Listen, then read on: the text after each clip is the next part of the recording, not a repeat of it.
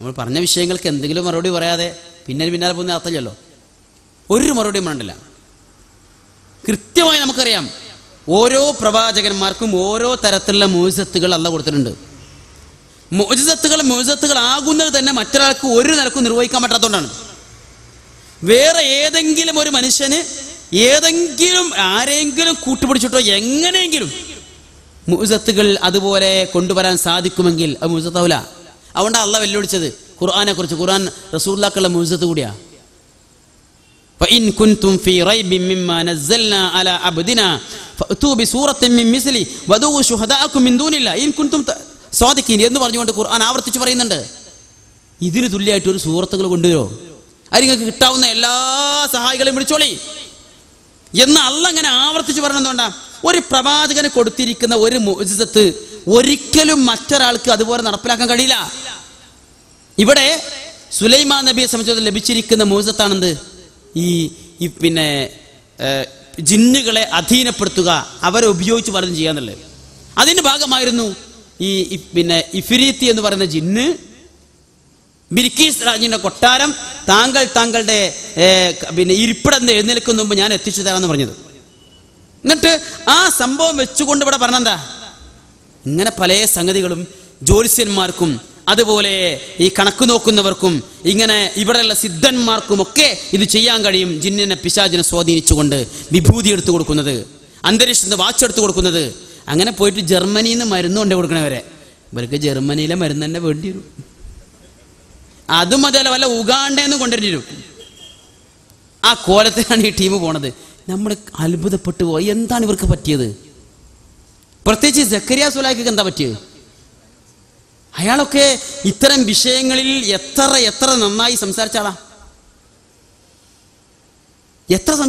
ഗൈബിനെ കുറിച്ച്, അതുപോലെ അദൃശ്യജ്ഞാനത്തെക്കുറിച്ച്, അഭൗതികമായ സഹായത്തെക്കുറിച്ച്, ആ വിഷയങ്ങളിലൊക്കെ സംസാരിച്ചിരിക്കുന്ന മനുഷ്യൻ ഇപ്പോഴത്തെ നേരെ തലതിരിഞ്ഞു വരുന്നു.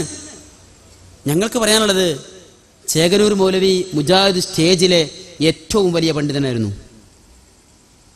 വാദപ്രതിവാദങ്ങളിൽ ഒരു കടലാസ് കഷ്ണത്തിന്റെ സഹായമില്ലാതെ അദ്ദേഹം സംവദിച്ചിരുന്നു.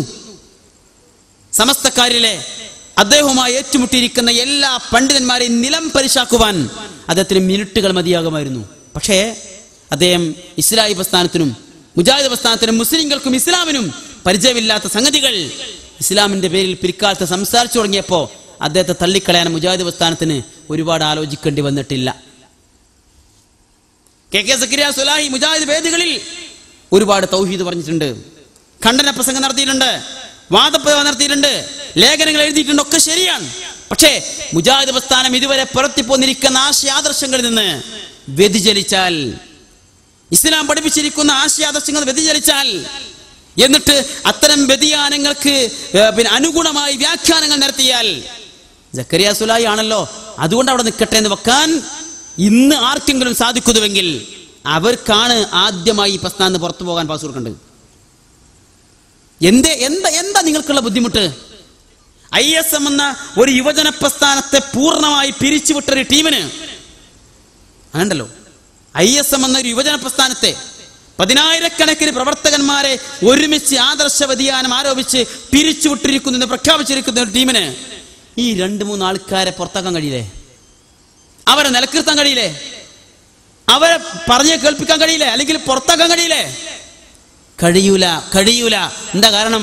ഞാൻ അന്ന് പറഞ്ഞ ദീനാറ് തന്നെ പ്രശ്നം. ഇവിടെ അനസുമോലിയാർ ഇടക്കിടക്ക് ചോദിക്കുന്നുണ്ട്, നിങ്ങളെ ദീനാറ് എവിടെന്നാ കിട്ടിയതെന്ന്. മാത്രമല്ല ഇങ്ങനെ ജിന്നും സീറൊക്കെ ഇവര് പുറത്തിറക്കുന്ന കരിമ്പുലാക്കൽ നേരത്തെ പ്രവചിച്ചിട്ടുണ്ട്, എവിടുന്നാ പ്രവചിക്കാൻ വിവരം കിട്ടിയെന്നൊക്കെയാണ്.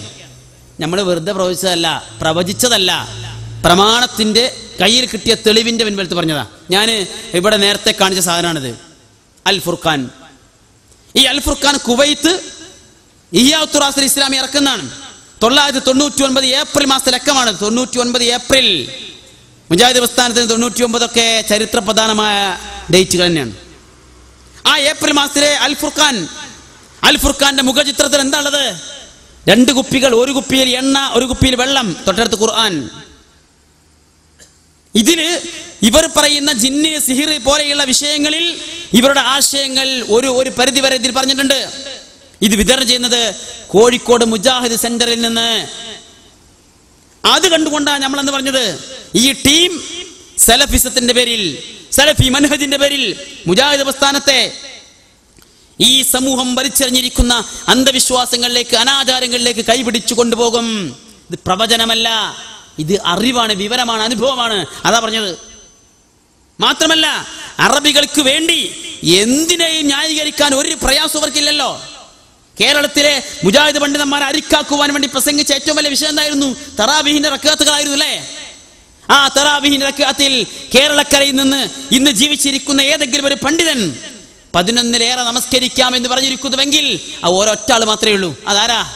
ഹുസൈൻ മടവൂരല്ല, ഹുസൈൻ സലഫിയാണത്. കാസറ്റ് എൻ്റെ കയ്യിലുണ്ട്.